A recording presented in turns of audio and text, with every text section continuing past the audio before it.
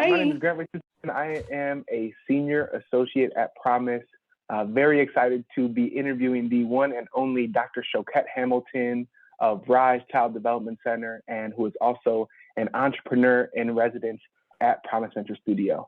In this interview, we'll be talking through with Dr. Choquette, Dr. Hamilton, about Rise, but also about their experience as an entrepreneur in residence at Promise. So with that, Dr. Choquette, very excited to welcome you into this space today. Thank you, Grant. So grateful to be here with you today to talk about the work that I get to do every day, not only with the Promise team, but with my venture, Rise Child Development Center, Inc. Excellent, excellent. So before we begin, and really the question I would love to start out with is just to tell us a little bit about who is Choquette, who is Dr. Hamilton, and why do you do what you do? Yeah, thank you.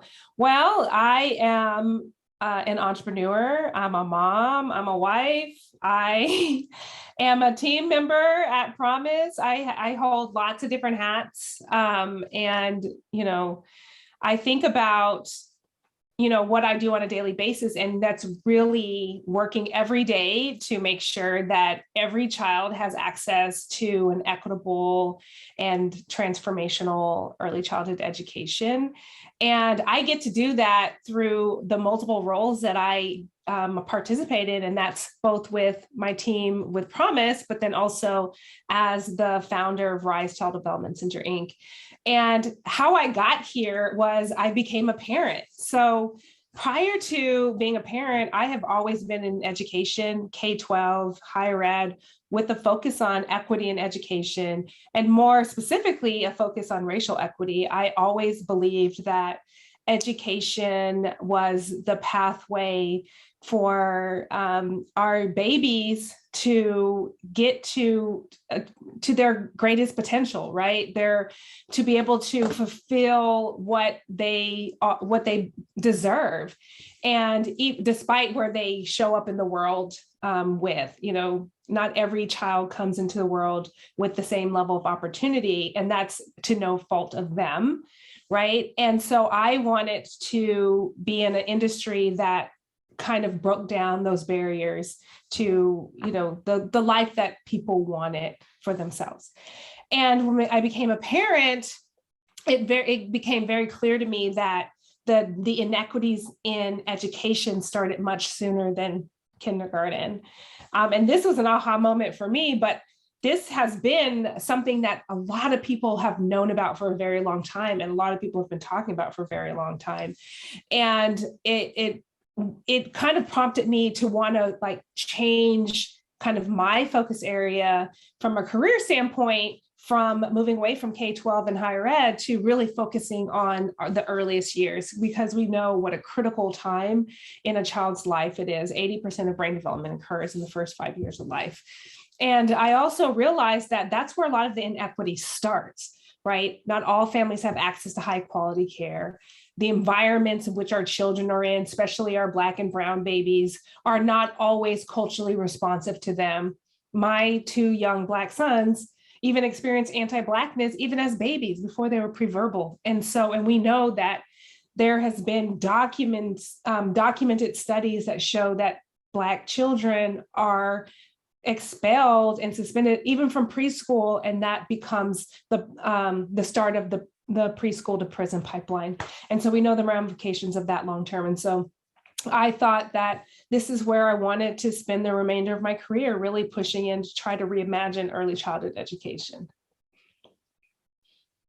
Wow.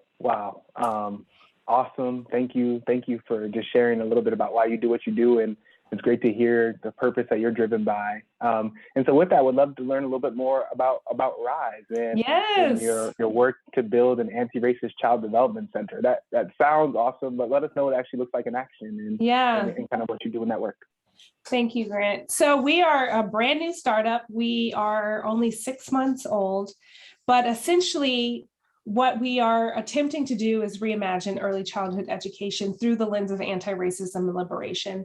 And what that means for us is not just what's happening in the classroom. A lot of times when we think about anti-racism and then and furthermore, liberation, we think about, oh, how do we talk to kids about race in the classroom? And this is well beyond that. This is not just about that we're having like direct conversations about race and racism with pre-kindergartners in the classroom. This is about infusing anti-racism and liberatory principles throughout every aspect of the organization, from the organizational policies and practices we have to the curriculum that we created. We created a custom design curriculum that is meant to help teachers implement teaching the best known teaching and learning strategies, which is play-based, in the classroom, but through the lens of anti-racism, which means we don't use oppressive strategies such as forcing children to sit crisscross applesauce. Children have the ability to sit how they want to sit. That's comfortable for their body. That's also safe for their friends. It means that we are mindful of the power dynamics that we have between a teacher and a child. And this is the curriculum that we created because we did not see anything out there in the market that was really built around what we were trying to imagine for early childhood education. It also means we engage our board differently. We are a 501c3, and which means we are governed by a board of directors. But what does that governance looks like? It doesn't look like your traditional board of directors. We were very intentional on the front end of designing through the lens of liberation, through the lens of anti-racism. So we have, at the front end, have thrown out practices that we feel are counter to that. And example of that would be Robert's Rules of Order. We do not use Robert's Rules of Order. We actually use what we call RISE community agreements that were co-created with our board that's more aligned to this anti-racist framework. So these are some of the ways that we are really piloting. This is building while we're flying because we're still asking questions. We're still interrogating why we want to do what we want to do and what's underneath that. And so it's been a learning journey at the least. It's been a joy at its greatest moments. And so at the end of this first year, we're going to have what we're calling our RISE model codified, the beginnings of it, because this is a journey. There's no end goal in this, but we're going to have a description of what we've learned and what we think could help move us towards a different way of delivering early care and education. Awesome. I just love the intention of reimagining here. I feel like if there's any space that is in need of the energy and a visionary like yourself that you're bringing to the table, it is this one. So just awesome work, and thank you for your leadership in this space. I'm curious when your journey with RISE and Promise kind of came to meet. I know you are an entrepreneur in residence at Promise. So talk to us about how you came to learn about the role, but also why, when you identified it, did you identify it as something that could potentially be a resource or of a value to you? Yeah, that's a great question. So I was like many people during the pandemic. My role was eliminated from the organization I was working at. And so I made a very, strategic decision that I wanted to build RISE, and now I had the opportunity to do it. And so it was my first time being like a traditional entrepreneur, in the sense that I called myself an entrepreneur and a business owner and all these things, even though this one is a 501c3. I established an LLC to do some consulting work. So it was really my first kind of opportunity to be what is considered to be an entrepreneur. And there was a lot of learning for me, a lot of things I did not know.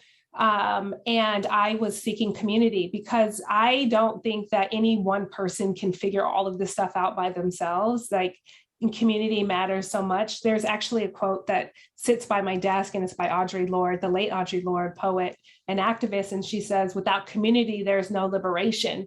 And so the first thing I had to do was like, where is my community? Who is doing this work? And of course, it did not take long for Promise to come on my radar.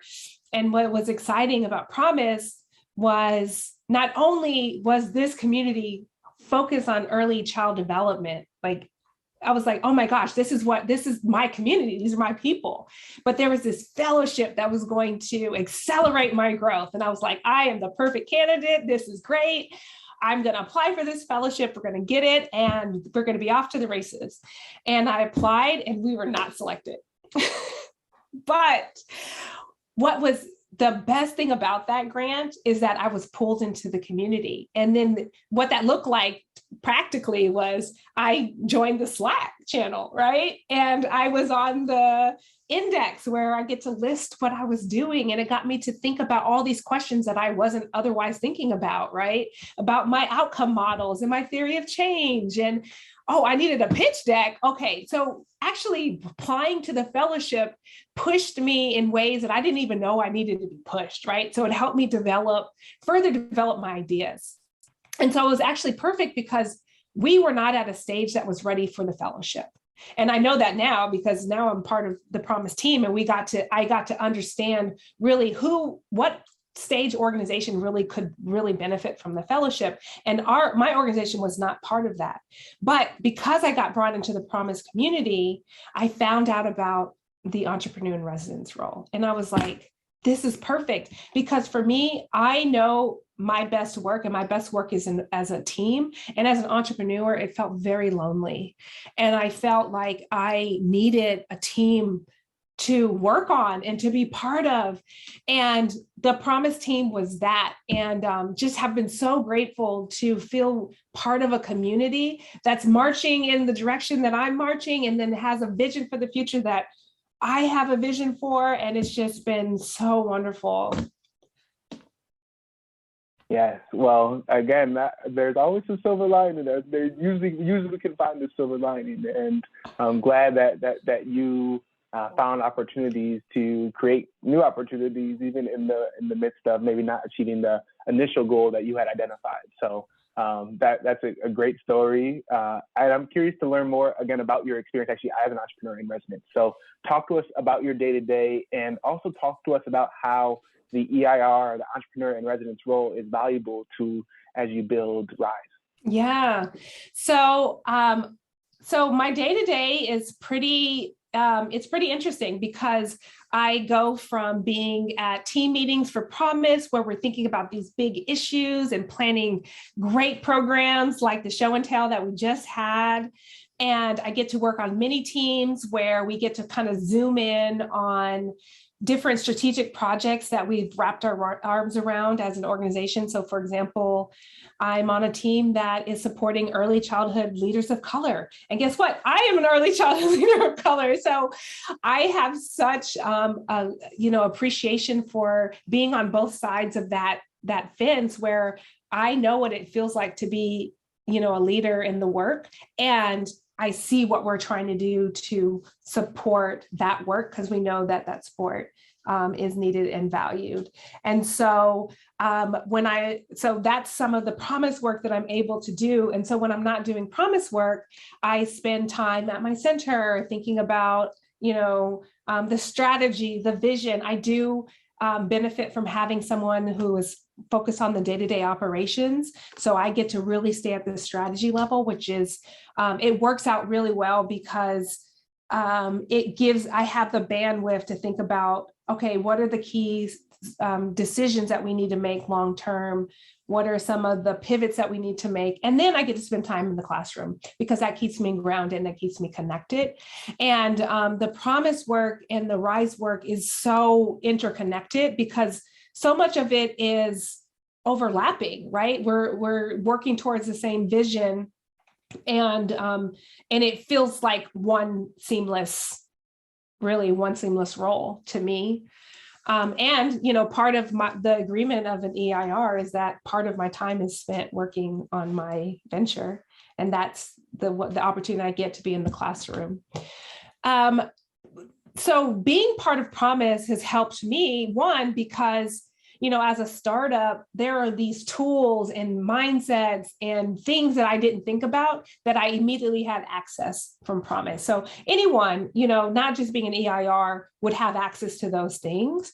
But the other thing is, as Promise, we have this broader purview of the industry. We have a bigger vision, if you will, of how the whole ecosystem operates. And as from my perspective, when I came in as Rise, my perspective was very limited to my geographical area, but then also to my own knowledge. And what being a member of Promise has done for me has widened that tremendously because of all the connections that we already have as an organization. And because my colleagues have said, oh, you know what, you should talk to this person, or I got to work with some organizations doing great things through the fellowship and got to see things that I otherwise wouldn't have access to had I not been a member of the Promise team. Great. Well, Dr. Hamilton, this has been such a pleasure. Thank you so much for sharing with us today, and I'm just so glad that I get to work with you each and every day at Promise Venture Studio. So just to close out, let us know, how can our community get involved to support your work? Yeah, so I'm assuming we can put some links in our newsletter to go along with this, but we are 501c3, so we're always accepting donations if that's what you are called to do. But we would love for you to sign up for our newsletter to hear about our journey. We've been very transparent and open about the work that we're doing, our learning, our wins, our learning opportunities. And so if you want to kind of follow along our journey, I'll, leave you all with the links to our social media and our newsletter. Perfect. Well, any closing words, Dr. Hamilton? I'm just so grateful to have had the opportunity to be an EIR. It has just been, it has accelerated my growth, both as an individual entrepreneur, but my organization, right? I think that we are as far along as we are because of the emotional, moral, and tactical support of the Promise team, and I am just so grateful for it. Awesome. Well, thank you so much, you all. This has been Grant Richardson and Dr. Choquette Hamilton, learning more about their experience building Rise Child Development Center and as an entrepreneur in residence at Promise. Thank you all for following and listening along, and we will talk to you soon. Bye.